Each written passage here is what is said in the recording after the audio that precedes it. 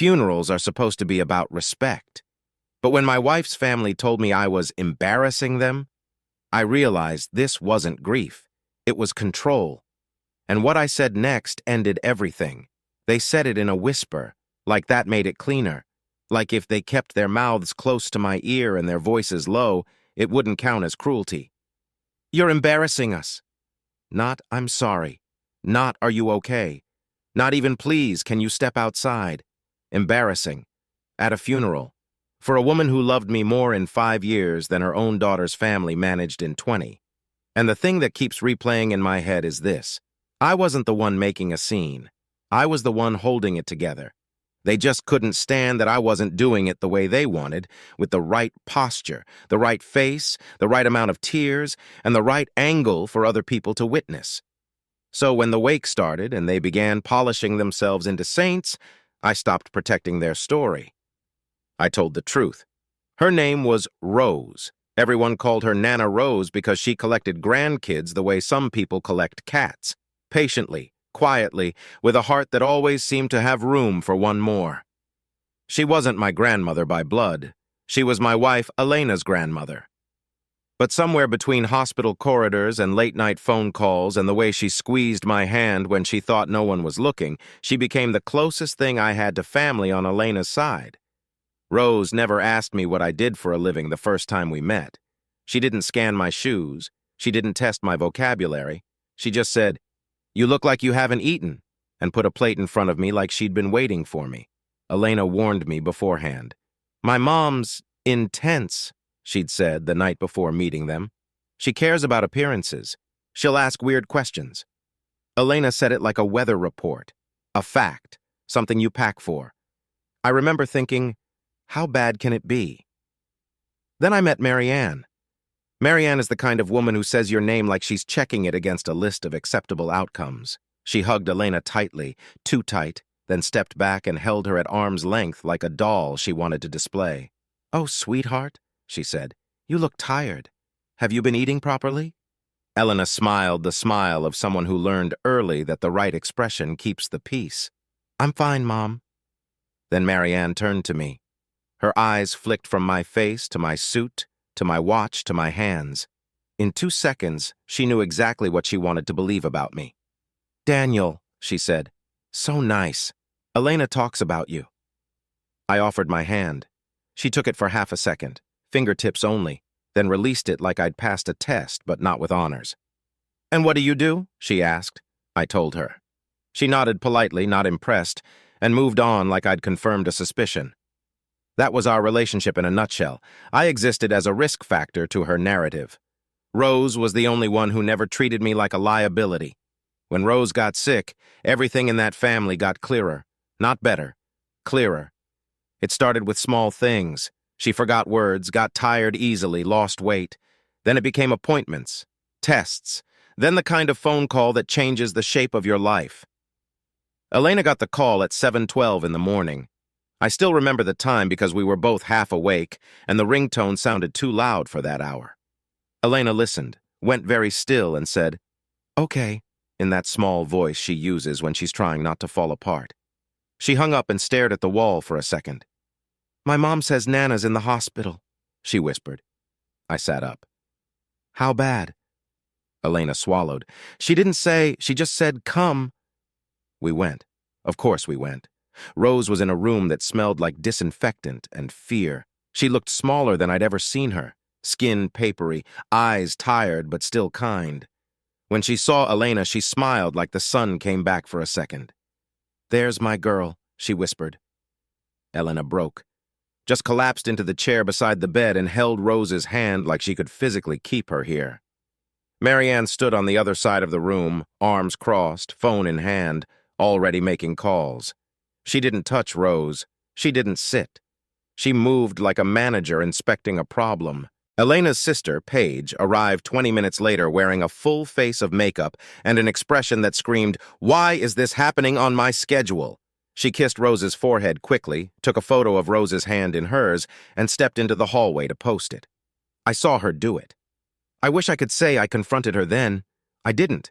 I was still trying to be polite, still trying to believe that grief makes people weird and selfish and temporary, but it wasn't temporary. It was them.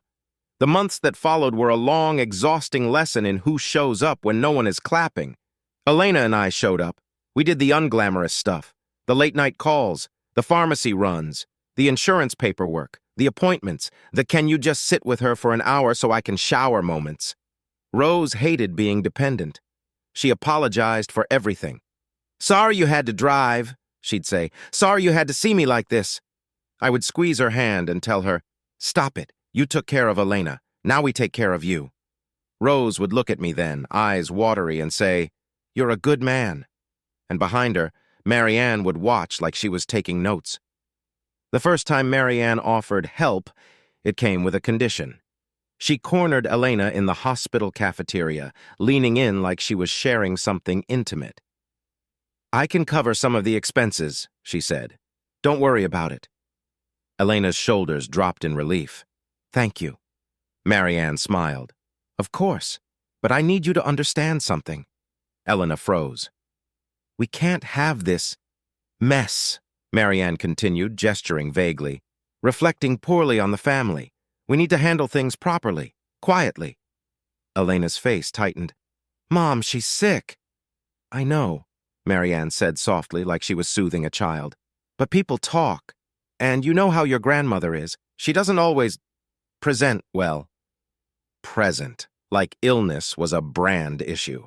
I watched Elena nod because Elena has been nodding at Marianne her whole life. Nodding is how Elena survived. In the car afterward, Elena stared out the window and whispered, "She's trying." I gripped the steering wheel so hard my knuckles went white. "She's trying to control you," I said. Elena flinched like I'd insulted a god. "Please don't." "Don't what?" I asked, softer. "Say it out loud?" Elena's eyes filled. "Not right now, okay? I can't fight her and do this too." There it was. Not right now. The phrase that always meant later, when it doesn't matter anymore. I shut up. And in doing so, I let Marianne keep using grief as a leash. Paige made everything worse. Paige didn't like being inconvenienced by reality. Paige liked clean stories with heroes and villains, and she always cast herself as the hero. She would show up once every 2 weeks, take a photo, cry loudly in the hallway, and then leave early because she had something. At first, I tried to give her grace, then I started noticing patterns. Paige never came when Rose was at her worst. Paige came when Marianne was there. Paige came when there were visitors. Paige came when there was a chance someone would say, "You're such a good granddaughter." And then, one night at 1:43 a.m., Rose's breathing changed. Elena got the call from the nurse. Her face went gray. She couldn't find her shoes. She kept dropping her keys. I drove like the road didn't exist. In the hospital, Rose was barely conscious. Elena held her hand and whispered, "I'm here, Nana," like she was trying to anchor her with words. Marianne arrived half an hour later and immediately started directing staff, demanding things, asking about paperwork, asking about next steps. Not once did she say, "Hi, Mom." Paige didn't come at all. The next morning, Paige posted a long paragraph about how hard it was to watch someone you love suffer. She included a photo, not of Rose, of Paige crying in her car. That was the moment something in me changed. I didn't say it out loud yet, but I felt it. This family would turn Rose's pain into their performance, and they would do it without shame. 2 weeks before Rose died, Marianne called Elena and told her the wake plans. Not asked, told. "It will be at the country club," Marianne said, brisk. "That's where Rose would want it." Elena's mouth tightened. "Nana hated the country club." Marianne laughed lightly. "Don't be dramatic. She liked the tea service." "She liked the scones," Elena corrected, "because they reminded her of her own kitchen." Marianne's voice cooled. "We're doing it properly. You don't understand these things." Elena looked at me, helpless, phone pressed to her ear. I could hear Marianne's tone even without speaker, that calm dominance, the voice that turns no into "you're being difficult." "I can help," I said quietly. Elena shook her head slightly. "Not now." So I watched Elena agree to a wake Rose would have hated, because saying no to Marianne would cost Elena more energy than she had left. And that's the detail that still makes me sick. While Rose was dying, Marianne was planning a party for herself. The day Rose died was gentle, in the cruel way death can be gentle. Elena and I were there. We'd been there all night, half asleep in plastic chairs, waking whenever Rose's breathing changed. Rose opened her eyes once, just a sliver. She looked at Elena, then at me. Her lips moved. I leaned closer.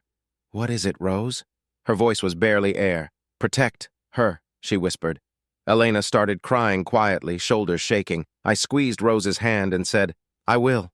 She smiled faintly, like that was all she needed. Then she was gone. Marianne arrived 20 minutes later, too late for the truth part, right on time for the performance.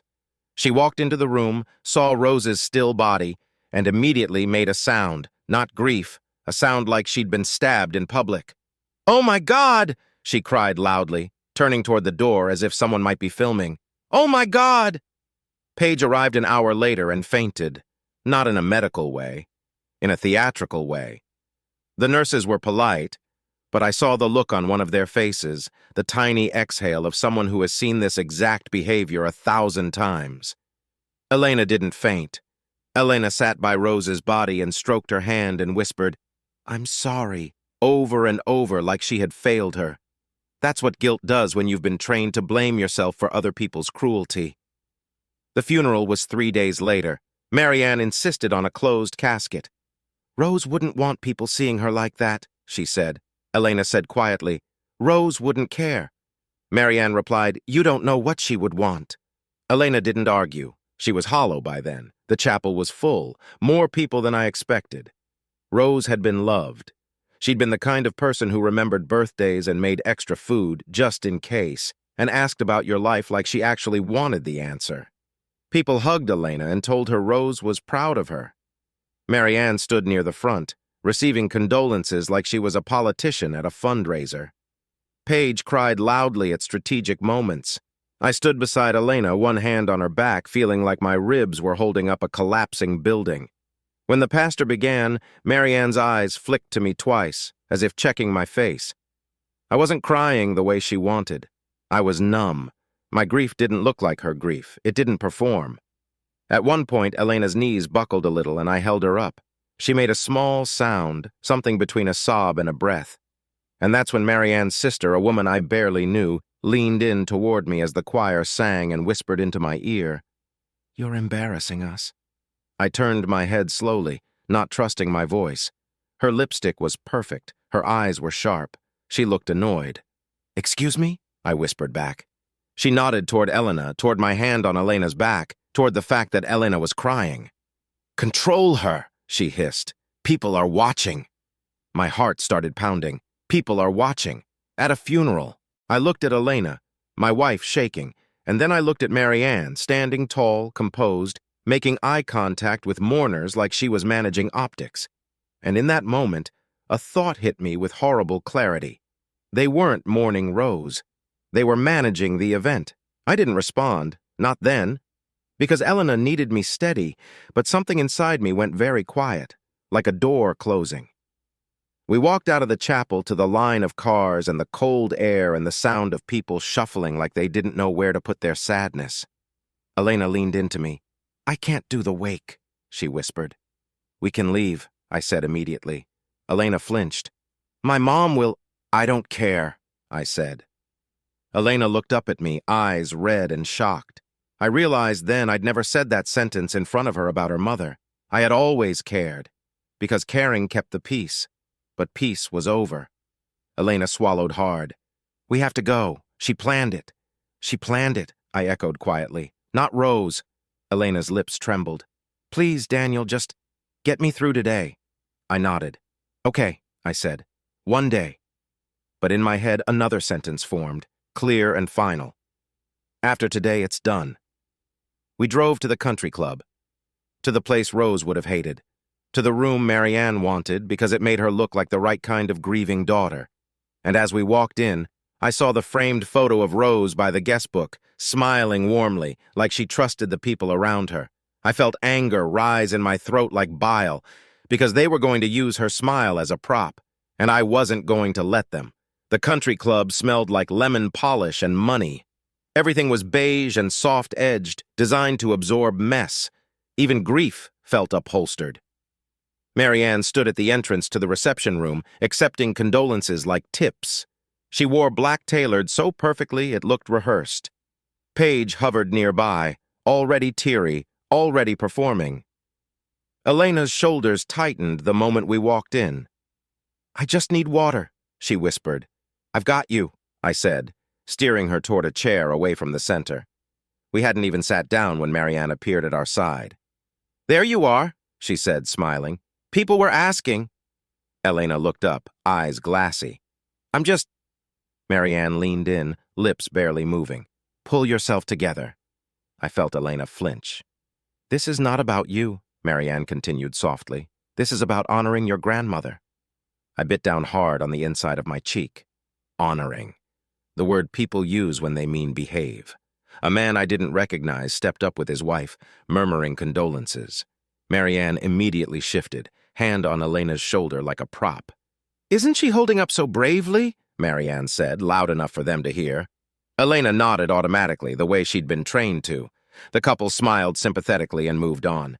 As soon as they were gone, Marianne's hand dropped. "Do not sit like that," she hissed. "You look unstable." That did it. I stepped between them just slightly. "Enough." "She's grieving," I said quietly. "Let her be." Marianne's eyes snapped to me. "This is a private moment," she replied. "It became public when you corrected her posture," I said. Paige appeared instantly, sensing blood. "Oh my God," she sighed. "Can we not do this here?" I looked at her. "Do what?" "Make everything uncomfortable," she said, glancing around. "People are already talking." I scanned the room. People were chatting, eating, laughing softly. Rose's name floated through conversations like an accessory. No one was talking about Elena. They were talking about Marianne. She noticed my gaze and straightened. "We'll be doing a few words in about 10 minutes, she announced.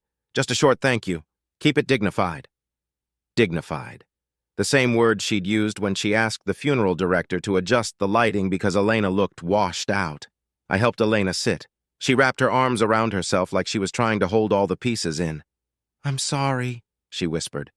"I know she's being horrible." "You don't have to apologize," I said. She shook her head. "I do. I always do." Marianne clinked a spoon against a glass. The room quieted. She stood at the front, back straight, voice warm and practiced. "Thank you all for being here to celebrate my mother's life," she began. "She meant so much to so many." Celebrate. She talked about Rose's generosity, her kindness, her love of family. She talked about how hard it had been on her, how she'd juggled so much. I felt my jaw tighten.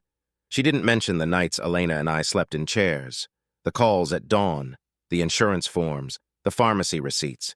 She didn't mention the time Rose begged Marianne to come visit and Marianne said she was too busy.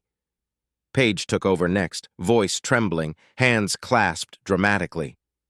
"Nana was my best friend," she said, tears spilling on cue. "I don't know how I'll go on without her." I remembered Paige missing the night Rose's breathing changed, the night it mattered. I felt heat rise behind my eyes. Elena stared at the floor, knuckles white. Then Marianne looked directly at me. "And of course," she said, smiling thinly, "I want to thank Daniel for supporting Elena during this time." Supporting. Like I'd been a folding chair. A few polite claps. My hands stayed still. Marianne's smile flickered. After the speeches, people lined up to talk to her, to Paige, to tell them how strong they were. Elena sat silently, ignored unless someone wanted to praise her mother for raising such a lovely daughter. A woman leaned over and said to Elena, "Your mom has handled this so beautifully." Elena nodded weakly. I couldn't take it anymore. I went to the bar to get her water. As I waited, I felt someone step close. Marianne's sister, the one who'd whispered at the chapel. She leaned in again. "I told you to keep her under control." I turned to face her fully. "She's not something to control," I said. She scoffed. "You don't understand this family." "You're right," I replied. "I understand Rose." Her eyes hardened. "If you make a scene—" "I won't," I said. "You already did." She walked away, lips tight. When I returned with water, Elena's eyes searched my face. "What happened?" she whispered. I knelt in front of her. "Do you want to leave?" She looked toward Marianne, surrounded by admirers, toward Paige, laughing softly now that the speeches were over. "I can't," she said. "If we leave, she'll never forgive me." I felt something crack. "Elena," I said gently. "She already hasn't." Tears spilled over. Before she could respond, Marianne appeared again, irritation barely contained. "We need to talk," she said, voice low. "Not now," Elena said faintly. Marianne's gaze slid to me. "Alone." "No," I said. "Whatever you have to say, you can say here." Marianne inhaled sharply, then smiled for the benefit of a passing guest. "Fine," she said.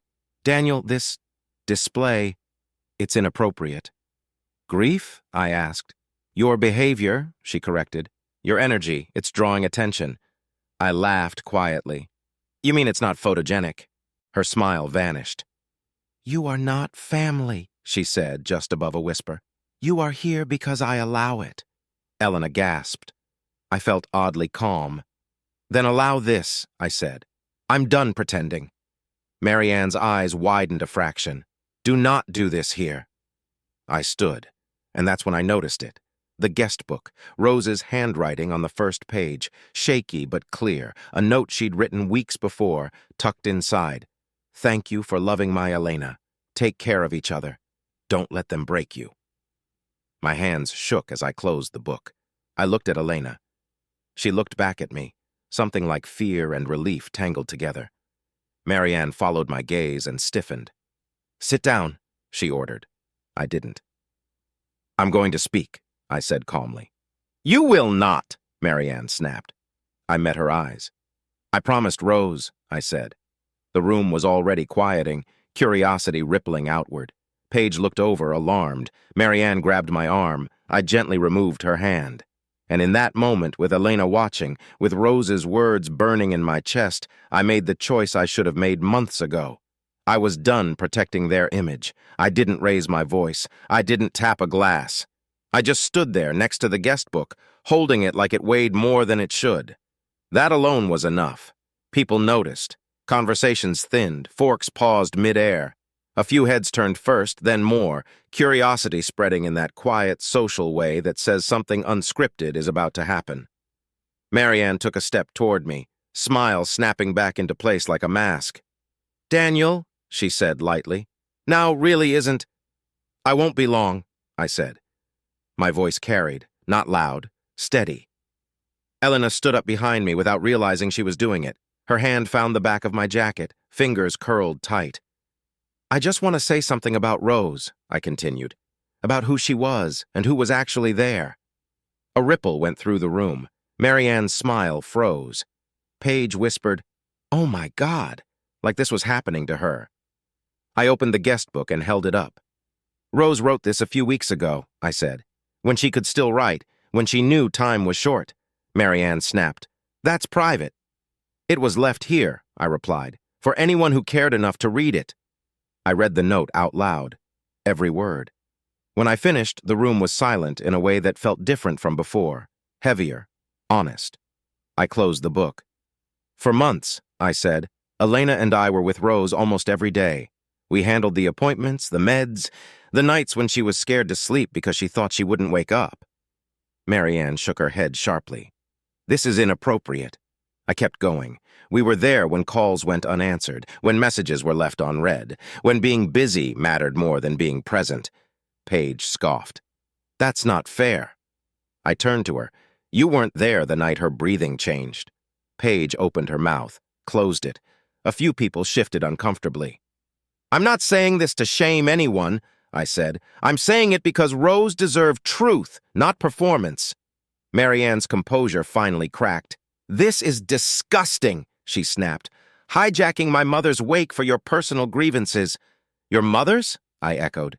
"You mean the woman you corrected for presenting poorly when she was dying?" Gasps. Quiet, but unmistakable. Marianne's face went red. "How dare you?" Elena's hand tightened on my jacket. I felt her step forward. "He's telling the truth," she said, voice shaking but audible. "You told me not to bring friends to the hospital because it looked chaotic. You told me to stop crying in public because it made you look weak."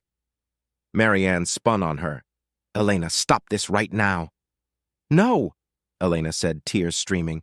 You stopped being my mother the moment you cared more about appearances than about Nana. Paige rushed over. Elena, you're emotional. You don't mean... I mean every word, Elena said. I was there. You weren't. The room had turned fully now. People were listening. Really listening.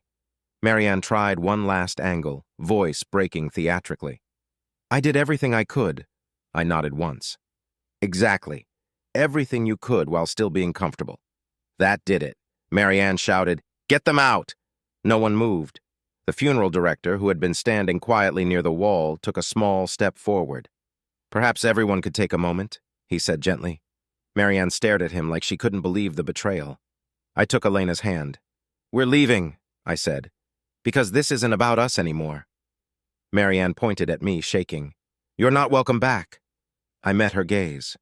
Good. We walked toward the doors together. Behind us, Marianne was crying loudly now. Paige was trying to console her. Someone murmured, I didn't know. As the doors closed, the noise cut off abruptly. The silence in the hallway was like oxygen. Elena sagged against the wall, sobbing. I held her. It's over, I whispered. They don't get to hurt you anymore. She nodded, shaking. I'm scared. I know, I said. But you're not alone. We walked out into the afternoon light, the sun too bright for a day like that. And for the first time since Rose got sick, I felt something I hadn't felt in months. Relief.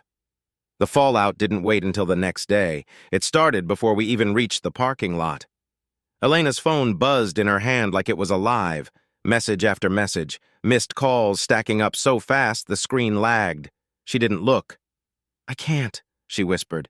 You don't have to, I said. Not today. We drove in silence, the kind that isn't empty but packed tight with everything you haven't processed yet.